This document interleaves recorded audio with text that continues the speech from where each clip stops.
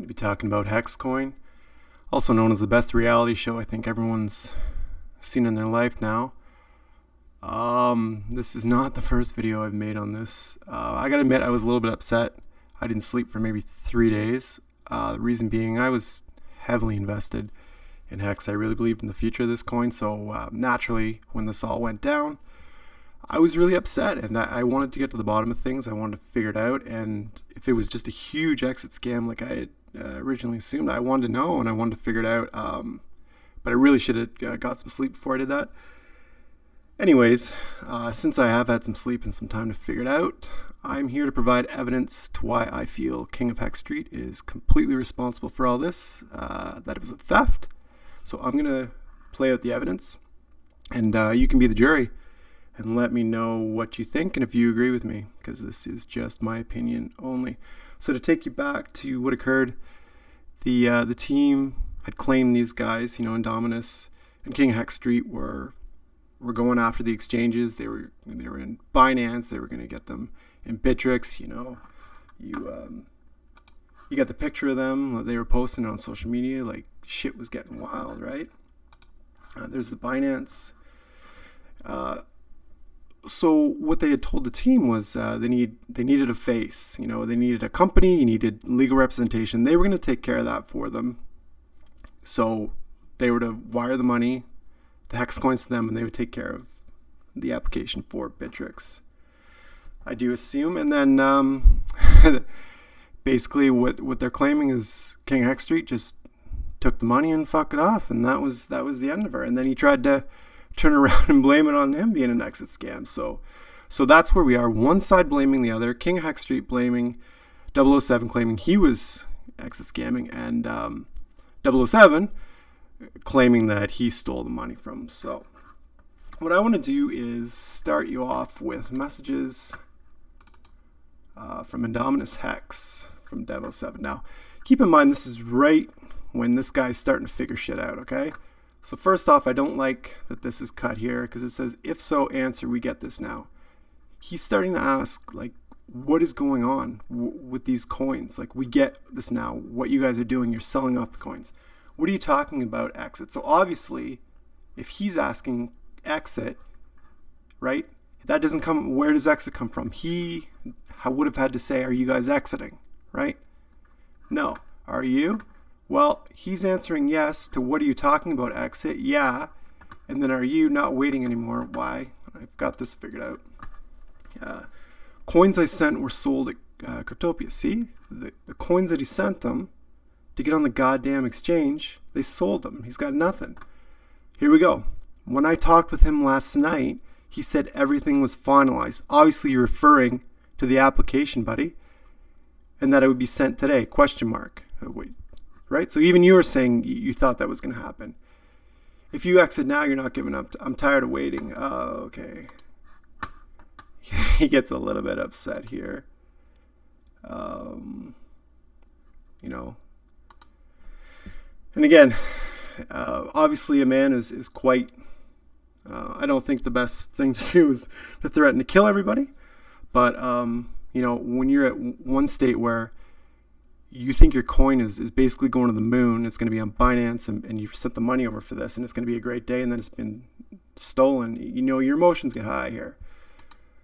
And then I think what's happening here is he's starting them back. He's saying, you know what, all right, fine, you guys want to pull this shit? I'm going to dump all mine, whatever he's got, 60K, and I think that's, and this here, I don't know, this could be referred to stopping the process and making sure the stolen coins can't get over, if he's bluffing or whatnot. I don't know, but I think at this point he's really pissed off, and he's trying to do everything he can to stop what's happening. And then again, he's just freaking out, So I don't know. This conversation is really appears to me where it's somebody who's discovered, the money is not where it's going, and it's being exited, and he's wondering what's going on, and he's freaking out, So what I want to do now is go back to a conversation that I had personally with KingOfHexxStreet when I first got into Hex. So it's around April 4th.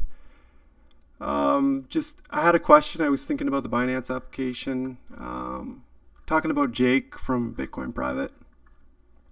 And here we go. So my buddy went to Bittrex pre-fork to discuss the fork. We live in Seattle. Bittrex headquarters are 10 minutes. So I mean, this whole Bittrex stuff, it's already in his head, you know. It's coming, he talks about here about his buddy Jacob, right? So already now, like now that we're backtracking here to the beginning, he's making the connection that he knows Jake, and he knows what went on with Bitcoin Private and the ZCL stuff in that process and what they did. And he's 10 minutes from there, right? Now let's keep moving along. This is an email I did receive from him when I wanted more information on what was going on. What's interesting about this, again, a lot of reference to Bitcoin Private, ZCL, and what this is basically a blueprint of what he was going to do, what the process was, and I guess you know, just the hype that he was going to do in order to achieve this. And I mean, it's a lot of mention of, you know, exchanges and his knowledge of exchange. So we're backtracking a bit just to get some reference here that that this makes me believe, you know, he knows the process, he knows these guys from Bitcoin Private and that whole process. So let's fast forward here to Shiki. Now, again, he started doing lives talking about it. I mean, he's visibly upset talking about this stuff, you know, and why. Like, again, when I first saw this happen, I thought everyone was involved. It was a big exit scam, and that was going to be that. But, you know, when I think about it now, like, why would he come on and even bother? Why wouldn't they all leave at the same time? Like, that makes no sense. And now, you know, the poor guy, he's still plugging away here. And in the video today, you know, basically he's saying the same things that what happened was they assured him that it was for exchanges and that, you know, they had the legal and all that stuff, all the required things that you need to get an exchange, they were promised. And, you know, and the other questions were, you know, like, where's the exchange? Show us the messages of Jeff, KingOfHexxStreet, providing, you know, his address to be sent there and all the details and all that stuff. Well, what happened was, look at this. Core, Team Talk, General, all removed by KingOfHexxStreet. Now, if the dev was planning an exit scam, you know, and this was all news to you, why on earth would you be deleting these rooms? And this is where the conversation, this is what would have incriminated him. That's why he deleted it. Like, no shit. This is what a series of tweets that KingOfHexxStreet released today. And what's interesting here is he starts referring to authorities and being the legal team, you know, and did he do this specifically to get in the exchanges? So, like, did he line all that up, make it his business, all the legal, then steal the money? Now he's going to try and steal the whole fucking thing back again? Like, so, I mean, everything lines up here so far for him stealing this. Like, so now let's keep moving on here. The one person here who really, you know, goes to bat here for KingOfHexxStreet, and even did, you know, yesterday, an hour and 16-minute video all about, you know, why it's Devo 7 and why it was an exit scam. Now, why would Crypto Mirage go to all this trouble and all this stuff you see on Twitter with Crypto Mirage? Well, when I first started talking to KingOfHexxStreet, or Jeff, his name was Emerald City Trader. So if we look when he started YouTube, a lot of trading stuff.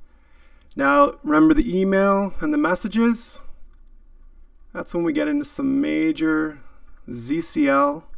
He's all up in that shit. Bitcoin Private. Now here's what's interesting.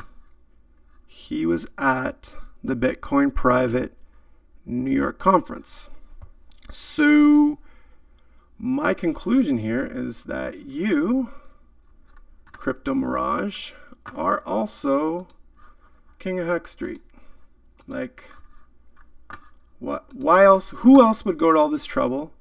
And again, we got the connection here. You're behind a camera, I do believe. Like, I think it's you, buddy. I think you're you're Crypto Mirage as well, you know. I also want to bring reference to Citadel.